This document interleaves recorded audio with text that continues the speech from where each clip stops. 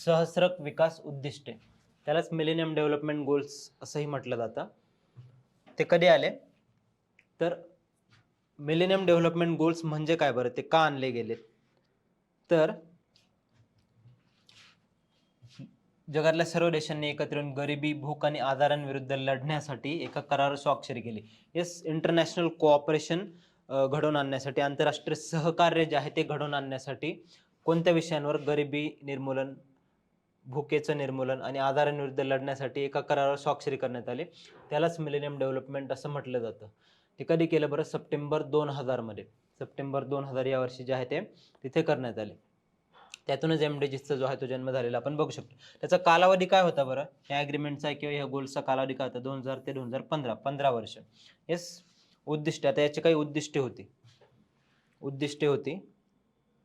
तर त्यानुसार जे आहे 8 मुख्य उद्दिष्टांमध्ये, मीन्स बरोबर 8 मुख्य उद्दिष्टांमध्ये 8 मुख्य उद्दिष्ट, 21 उपलक्ष्य आणि 60 निर्देशक जे आहे ते तिथे त्याने ठरवून दिलेली होती. हे लक्षात ठेवायचं हा.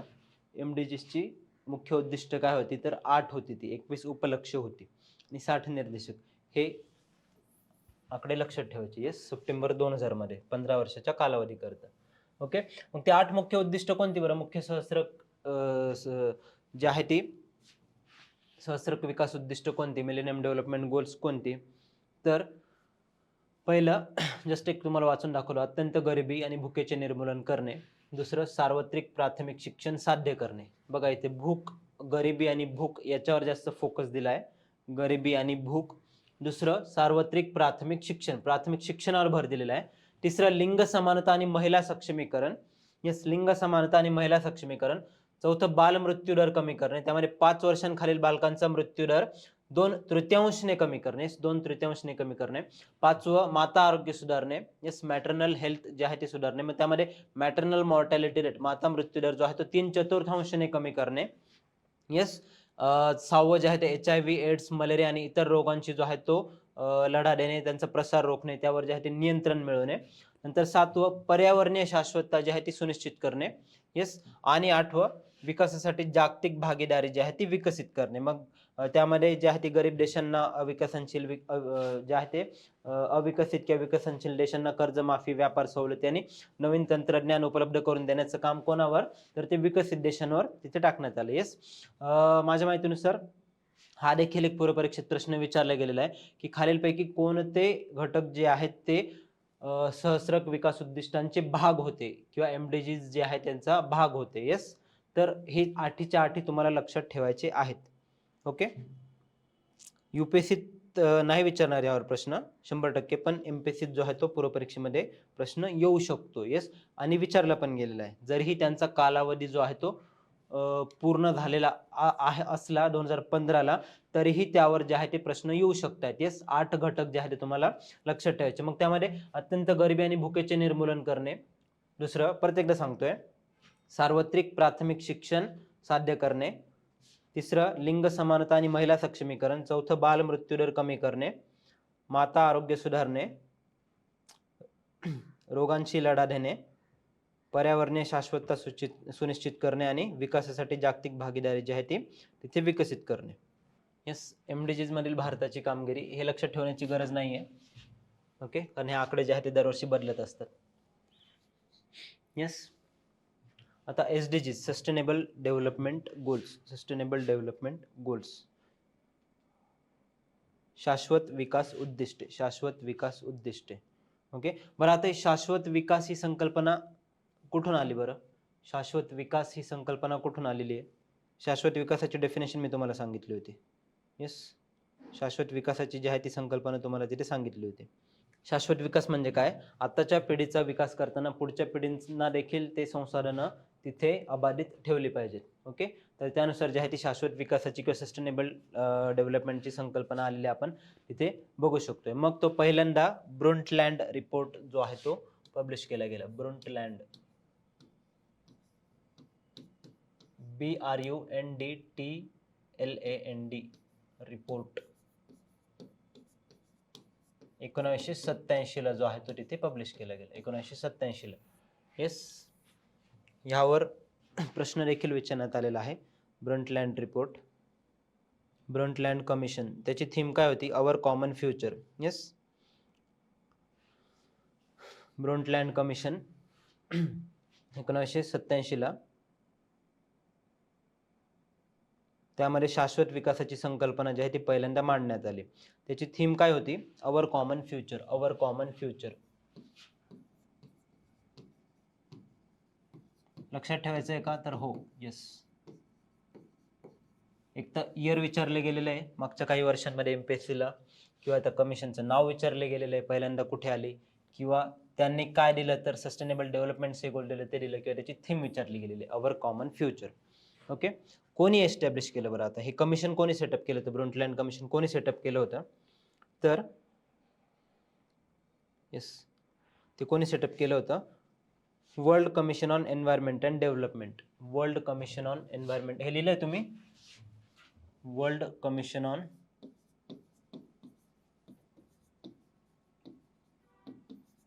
एन्व्हायरमेंट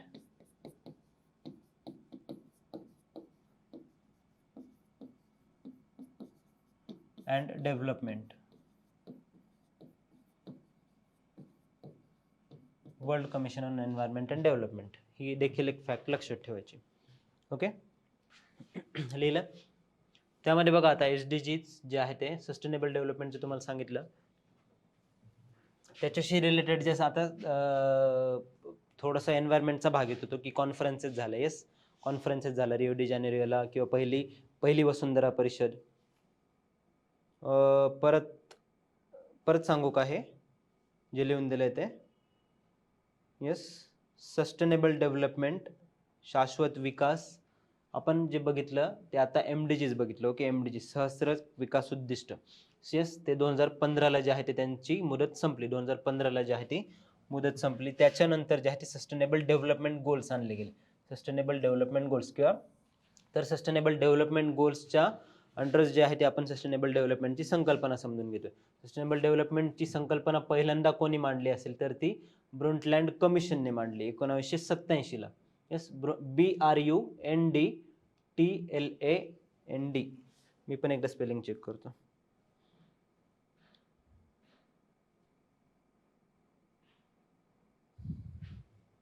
बरोबर आहे. येस, तर ह्या कमिशनने जी आहे ती सस्टेनेबल डेव्हलपमेंट किंवा शाश्वत विकासाची संकल्पना ह्या कमिशनने मांडली. येस, आयोग म्हणू शकतो त्याला आपण. ह्या आयोगाने मांडली, ब्रंटलँड आयोगाने 1987 साली. येस, आणि तो आयोग कोणी स्थापन केला होता बरं? आयोग कोणी स्थापन केला होता? World commission on environment and development. World commission on environment and development. आता हे तुम्हाला इंग्लिशमध्येच लक्षात ठेवावं लागेल. येस, इंग्लिशमध्येच लक्षात ठेवावं लागेल. World commission on environment and development. आणि त्याची थीम काय होती बरं? थीम काय होती? Our common future, our common future. Yes, clear आहे? चालेल. बघा आता सस्टेनेबल डेव्हलपमेंट्सकडे जाऊयात आपण. सस्टेनेबल डेव्हलपमेंट गोल्सकडे जाऊयात. बघा, 2015 मध्ये सहस्त्र विकास उद्दिष्टांची MDGsची मुदत जेव्हा संपली, त्याच्यानंतर त्यांची जागा घेण्यासाठी संयुक्त राष्ट्रांनी UN 2030 अजेंडा स्वीकारला. युनायटेड नेशन्स 2030 हा अजेंडा स्वीकारला. येस, आता मी मगाशी सांगत होतो की सस्टेनेबल डेव्हलपमेंट किंवा शाश्वत विकासासंबंधित ज्या संकल्पना आहेत, त्यामध्ये मग वसुंधरा परिषद येते, किंवा रिओ डी जानेरियो परिषद येते, किंवा 2002 ची जी आहे ती एक परिषद, 2012 ची जी आहे ती एक रिओची परिषद, किंवा 2015 ची जी आहे ती पॅरिसची परिषद. नंतर येणाऱ्या ज्या अनेक कॉप्स, कॉन्फरन्स ऑफ पार्टीज ज्याला म्हटलं जातं, ते तुमचं पर्यावरणाची आपली जेव्हा सेशन चालू होईल पुढच्या महिन्यामध्ये, तर तेव्हा जे आहे ते समजवलं जातील. आता थोडंसं आपण त्याला आर्थिक दृष्टीने बघतो, इकॉनॉमिक लेक्चर चालू आहे ना, नाहीतर हा बऱ्यापैकी जो आहे तो याचा भाग येतो, पर्यावरणाचा भाग येतो. तिथे अजून जे आहे ते डिटेलमध्ये तुम्हाला सांगितलं जाईल. पण इथे जे आहे ते फॅक्ट्स आपल्याला लक्षात ठेवायचे. ओके, यालाच transforming our world the 2030 agenda for sustainable development असं म्हटलं गेलं. ही परिषद कुठं झाली होती बरं?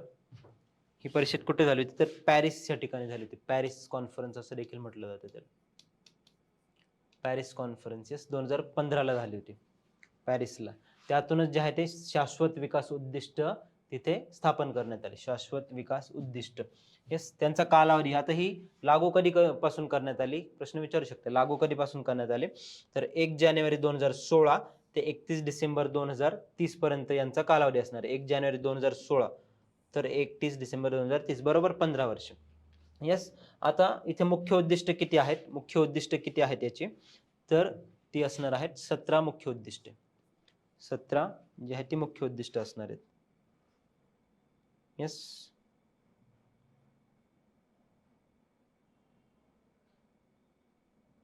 सतरा मुख्य उद्दिष्ट आणि 169 उपलक्ष्य टार्गेट्स हे लक्षात ठेवायचं आहे. तिथे एमडीजीज मध्ये मुख्य उद्दिष्ट किती होती? 8 होती. इथे 17 आहेत ते. घोषणा वाक्य काय आहे याचं किंवा थीम काय आहे? Leave no one behind.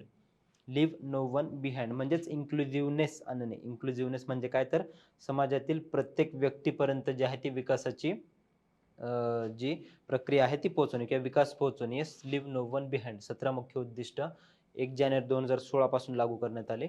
Yes. 2030 पर्यंत. आता ती 17 उद्दिष्ट कोणती आहेत ती आपण बघणार आहोत. यस. 17 उद्दिष्ट कोणती आहेत ती आपण बघणार आहोत. हे तुम्हाला लक्षात पाहिजे का 17च्या 17? तर मी सांगेल की हो लक्षात पाहिजे. ओके. हे लक्षात ठेवायचं आहे तुम्हाला. पहिलं म्हणजे गरिबीचा अभाव. आता त्यामध्ये पहिली आता तुम्ही थोडंसं वर्गीकरण करून लक्षात ठेवू शकता. येस. वर्गीकरण करून लक्षात ठेवू शकता. बघा पहिली 5 जी आहेत ती सामाजिक आहेत. पहिली 5 जी आहेत ती सामाजिक म्हणजे कसं 17च्या 17 एका ओळीने एका लाईनीत लक्षात ठेवण्यापेक्षा ग्रुप करून जर लक्षात ठेवलं तर ते समजणं सोपं असतं. पहिलं म्हणजे सामाजिक. येस. पहिलं म्हणजे पहिले 5 म्हणजे येतात सामाजिक. दुसरे 6, 7, 8, 9, 10 ते येतात आर्थिक आणि पायाभूत सुविधांशी संबंधित. येस. पायाभूत सुविधांशी संबंधित. आणि नंतरचे जे येतात ते पर्यावरणीय आणि प्रशासनाशी संबंधित. नंतरचे 11, 12, 13, 14, 15 जे येतं ते पर्यावरण आणि प्रशासनाशी संबंधित. आणि नंतरचं जे येतं ते पार्टनरशिप्स. येस. 16, 17. बघा आता पहिला ग्रुप जो आहे तो सामाजिक. असं त्यांनी कुठल्याही प्रकारे ग्रुपचं वर्गीकरण दिलं नाहीये. हे ग्रुपचं त्यांनी सरसकट 17च्या 17 दिलेले आहेत. हे वर्गीकरण मी स्वतः तुम्हाला समजावं म्हणून तसं करून दिलेलं आहे. ओके. तुम्हाला लक्षात राहावं समजण्यापेक्षा लक्षात राहावं म्हणून तसं, कारण 17 एकसकट लक्षात ठेवणं ते शक्य नसेल कदाचित. येस. पण मग असं ग्रुप करून लक्षात ठेवलं की पहिले 5 सामाजिक सेक्टरशी रिलेटेड आहे तर ते लक्षात राहण्यास मदत होते. येस. तर ते कोणते बरं सामाजिक क्षेत्राशी संबंधित? पहिलं म्हणजे गरिबीचा अभाव, नो पॉवर्टी. सर्वत्र गरिबीचे प्रकार जे आहेत ते संपुष्टात आणणे. आता हे 169 उपलक्ष्य असतात ते म्हणजे काय असतं बरं? की इथे एमडीजीज मध्ये पण बघितलं होतं की 8 मुख्य उद्दिष्ट आणि काहीतरी त्यांचे जे आहे ते उपलक्ष्य होते किंवा इथे पण 17 मुख्य उद्दिष्ट आणि 169 जे आहे ते उपलक्ष्य आहेत. तर हे उपलक्ष्य काय असतात की हे जे आपण उद्दिष्ट बघतोय पहिलं त्यातही काही 10 ते 12 उपलक्ष्य असतात की सर्वत्र गरिबीचे प्रकार जे आहे ते संपुष्टात आणणे. 2030 पर्यंत जे आहे ते प्रत्येक देशातील गरिबी निर्मूलन करणे. येस. गरिबांना जे आहे त्यांना धान्याच्या त्यांच्या गरजा पुरवणे. असे 10-12 असतात. इथे काही 5-6 असतील, इथे 20-25 असतील. अशा टोटल 17चे मिळून 169 उपलक्ष्य आहेत. येस. तर बघा दुसरं उद्दिष्ट काय? भूक मुक्ती, झिरो हंगर. भूक संपवणे एक त्यातलं पहिलं उपलक्ष्य असू शकते. दुसरं म्हणजे अन्न सुरक्षा एक उपलक्ष्य असू शकते. तिसरं म्हणजे त्यात सुधारित पोषण साध्य करणे हे देखील एक तिसरं उपलक्ष्य असू शकते. येस. तिसरं उद्दिष्ट म्हणजे चांगले आरोग्य, गुड हेल्थ अँड वेलबिंग. तिसरं उद्दिष्ट. येस. चौथं म्हणजे गुणवत्तापूर्ण शिक्षण आणि 5वं लिंग समानता.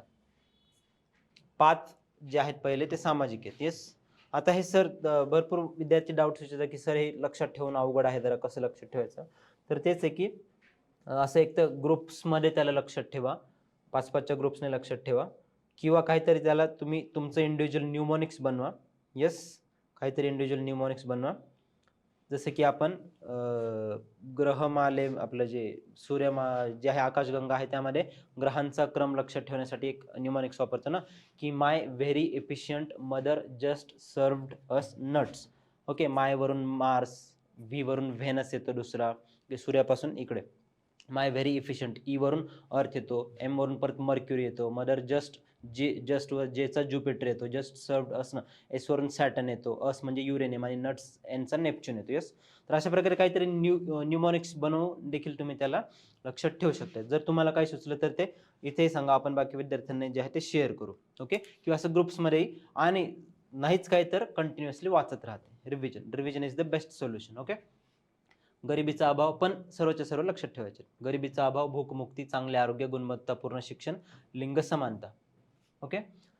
आता 6व्या पासून पुढे नंतरचे 5 ते कशा, पहिले 5 आपण सामाजिक क्षेत्राशी संबंधित बघितले, आता नंतरचे 5 जे आहेत ते आर्थिक आणि पायाभूत सुविधांच्या संदर्भात आपण बघणार आहोत. येस, कोणते आहेत ते, तर स्वच्छ पाणी आणि स्वच्छता. Yes, clean water and hygiene, सर्वांसाठी पाणी आणि स्वच्छतेची उपलब्धता.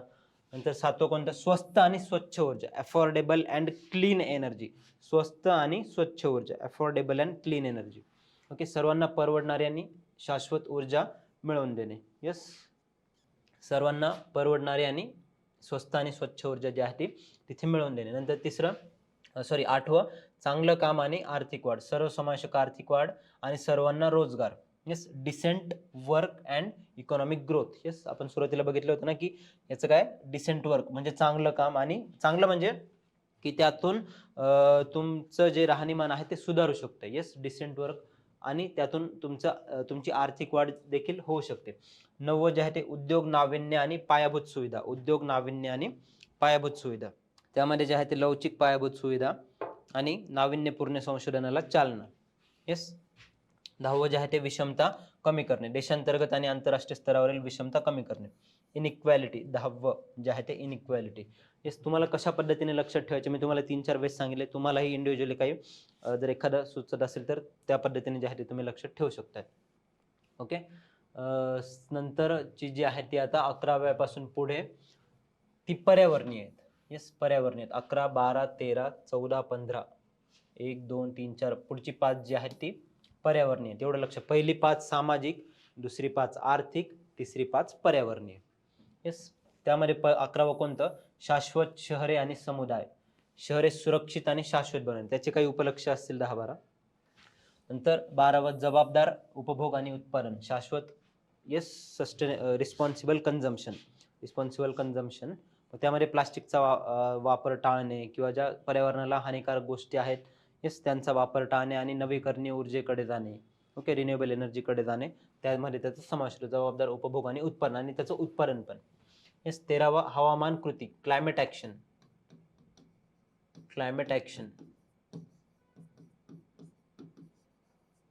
हवामान बदल आणि त्याच्या प्रभावाचा सामना करण्यासाठी जे आहे ते त्वरित पावले उचलणे. नंतर 14वा जे आहे ते पाण्याखालचे जीवन, मग त्यामध्ये महासागर आणि समुद्रातील संसाधनांचे जे आहे त्याचं रक्षण करणे किंवा संवर्धन करणे. आणि 15 म्हणजे जमिनीवरील जीवन, मग जमिनीवर काय, जंगलांचं जतन, वाळवंटीकरण रोखणे आणि जैवविविधता म्हणजे बायोडायव्हर्सिटीचं रक्षण करणे. येस, बायोडायव्हर्सिटीचं रक्षण करणे. नंतर शेवटची 2, त्यामध्ये प्रशासन आणि भागीदारी, गव्हर्नन्स अँड पार्टनरशिप. येस, ही 5 जी आहे ती पर्यावरणाशी संबंधित होती, आता ही गव्हर्नन्स अँड पार्टनरशिप संदर्भात. 16वा कोणतं, शांतता, न्याय आणि मजबूत संस्था, शांततापूर्ण समाज आणि सर्वांना न्याय मिळवून देणे. आणि 17व उद्दिष्टांसाठी भागीदारी, सर्वात शेवटचं कोणतं तर जागतिक भागीदारी बळकट करणे, ते आपण MDGs मध्ये देखील शेवटचं बघितलं होतं, इथे देखील तेच आहे, जागतिक भागीदारी जी आहे ती तिथे बळकट करणे. येस,